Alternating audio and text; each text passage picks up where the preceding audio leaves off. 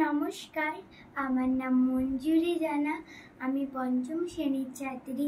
আমি আজ যে অঙ্কটি করে দেখাবো, সে অঙ্কটি যদি ভুল হয়ে থাকে তাহলে আমাকে কমেন্ট করে জানাবেন।